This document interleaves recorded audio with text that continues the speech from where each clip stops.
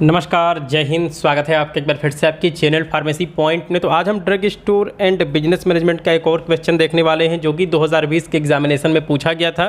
तो देखिए, ये क्वेश्चन पूछा जाता है कि discuss the various codification of items in the medical store. तो देखिए, यहाँ पे कोडिफिकेशन का मतलब क्या होता है। यहाँ पे कोडिफिकेशन का मतलब होता है एक कोड को असाइन करना, किसी भी प्रोडक्ट को, किसी भी आइटम को एक निश्चित कोड देना। अब देखिए, हमें किसी भी आइटम को या फिर किसी भी मेडिसिन को कोड या फिर एक सिंबल या फिर एक नाम देने की आवश्यकता क्यों पड़ती है। देखिए, अगर आपका नाम ना होता तो अगर आपसे कहा जाए कि आप किसी व्यक्ति को ढूंढिए और उसका नाम नहीं है तो आप उसको कैसे ढूंढ पाएंगे। ठीक है, तो इसीलिए किसी का भी नाम होना बहुत ही ज़्यादा ज़रूरी है। चाहे कोई प्रोडक्ट हो गया, चाहे कोई इंसान हो गया, सबका एक ना एक सिंबल होना ज़रूरी है, नाम होना ज़रूरी है। ठीक है, तो देखिए, कोई भी बड़ा मेडिकल स्टोर हो गया या फिर कोई भी बड़ा फार्मा कंपनी हो गया, जो भी उनका स्टोरेज होता है, वहाँ पे सैकड़ों तरह की दवाइयाँ वहाँ पे रखी होती हैं और उनको निकालना, उनको डिस्पेंस करना, उनको कस्टमर्स को देना बहुत बड़ा मुश्किल काम हो सकता है अगर उन दवाइयों को एक कोड ना दिया जाए,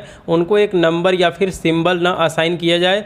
तो जो भी वहाँ पे वर्कर होंगे, जो भी यहाँ पे स्टाफ होंगे दुकान में या फिर वहाँ पे फार्मा कंपनी के स्टोरेज में, उनको उन दवाइयों को ढूंढने में बहुत ज़्यादा समस्या देखने को मिलेगी। तो आप यहाँ पर देख सकते हैं कि किसी भी मेडिकल स्टोर या फिर किसी भी बड़ी फार्मा कंपनी के स्टोर में सैकड़ों की संख्या में दवाइयों का स्टोरेज होता है। समस्या तब देखने को मिलती है जब हमें ग्राहक की डिमांड पर उन दवाइयों को तुरंत निकाल के देना होता है।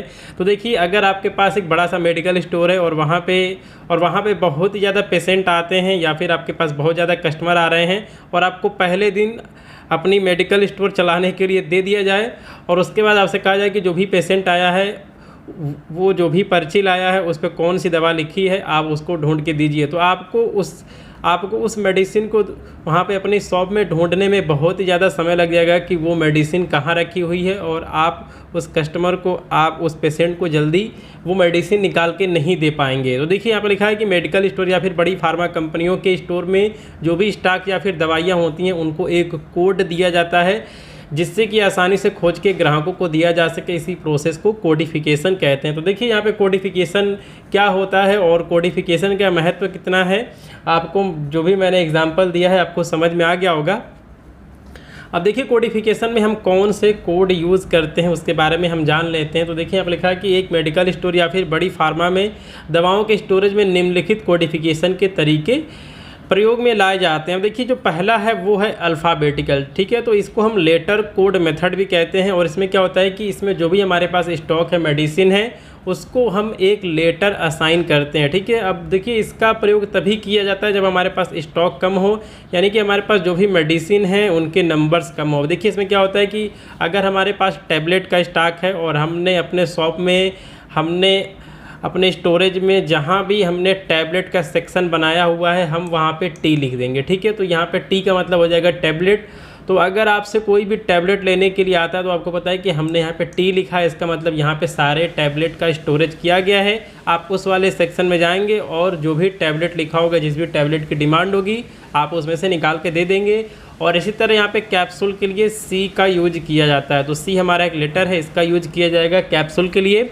तो अगर प्रिस्क्रिप्शन में लिखा है कि भाई ये हमारा कैप्सूल है, तो हमने इसको अपने शॉप में यहाँ पे काउंटर में, जहाँ पे मैंने सी बनाया है, वहाँ पे कैप्सूल रखा हुआ है, तो आप वहाँ पे जाएंगे और आप वहाँ पे तुरंत कैप्सूल निकालेंगे। तो इसी को हम यहाँ पे अल्फ़ाबेटिकल मेथड कहते हैं। अब चलिए, उसके बाद अगले मेथड की बात करें, वो है मैनोमैनिक मेथड। इसमें क्या होता है कि इसमें हम एक कोड असाइन कर देते हैं। तो देखिए, इसमें लिखा हुआ है कि इसमें मेडिकल स्टोर में जो भी दवाइयाँ होती हैं उनको एक कोड दिया जाता है। अब देखिए, ये कोड किस तरह होता है। जैसे अगर आपके पास पैरासीटामोल टैबलेट है तो उसके लिए आप शॉर्ट में AT लिख देंगे। ठीक है, यहाँ पे तो आप यहाँ पे PT लिख देंगे, यहाँ पे P रहेगा। ठीक है, तो इसमें अगर आपके पास पैरासीटामोल टैबलेट है तो आप इसके लिए PT लिख देंगे। ठीक है, यहाँ पे P से हो जाएगा पैरासीटामोल, T से हो जाएगा टैबलेट। ठीक है, उसके बाद अगर आपके पास ऐसा टैबलेट है जिसमें है नीमूसलाइड, जैसे पैरासीटामोल विथ नीमूसलाइड टैबलेट, तो आप इसके लिए कोड असाइन कर देंगे PNT। ठीक है, यहाँ पे P से हो जाएगा पैरासीटामोल विथ नीमूसलाइड, N से हो जाएगा नीमूसलाइड, T से हो जाएगा टैबलेट। ठीक है, लेकिन देखिए, इसमें थोड़ा सा इसका डिसएडवांटेज क्या होता है कि अगर हम यहाँ पे मैनोमैनिक मेथड को फॉलो करते हैं तो इसके लिए आपको एक रेफरेंस इंडेक्स बनाना पड़ेगा। अब देखिए, रेफरेंस इंडेक्स क्या होती है।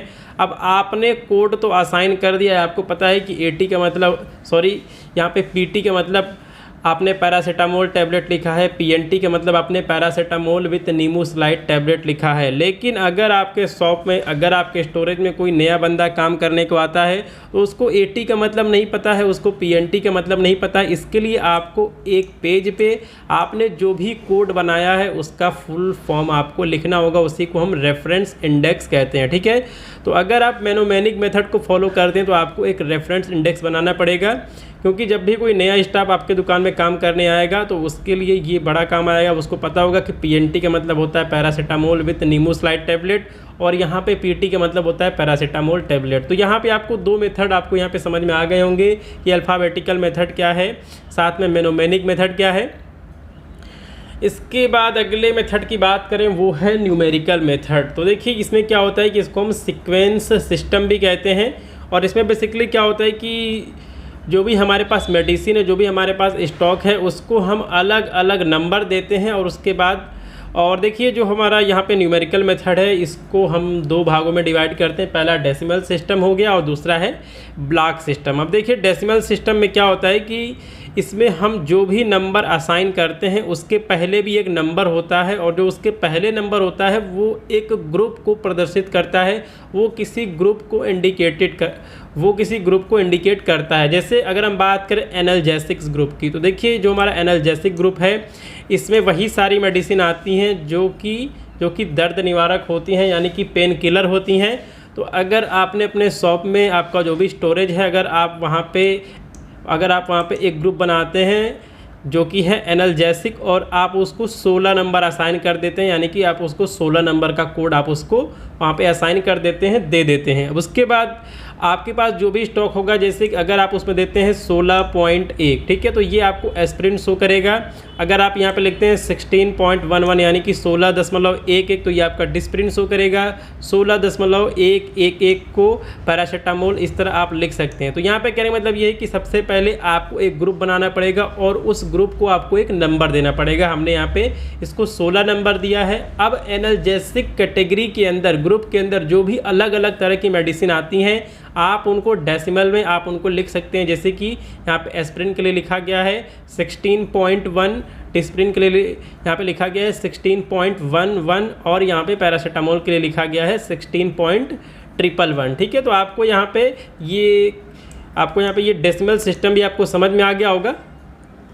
अब इसके बाद अगले पॉइंट की बात करें वो है ब्लॉक सिस्टम। तो जो हमारा ब्लॉक सिस्टम है ये भी हमारा न्यूमेरिकल सिस्टम का ही एक पार्ट है। इसमें क्या करते हैं कि जो भी हमारे पास ग्रुप है उसको हम एक नंबर असाइन करते हैं, लेकिन ये नंबर हमारा एक रेंज में होता है, ठीक है। अगर हम यहाँ पे बात करें कि हमने एक ग्रुप बना दिया, एनाल्जेसिक ग्रुप बना दिया, और हमने इसको नंबर दे दिया 1 से 10 तक, या फिर आप यहाँ पे डोजेस फॉर्म के अकॉर्डिंग भी आप इसको यहाँ पे क्लासीफाई कर सकते हैं।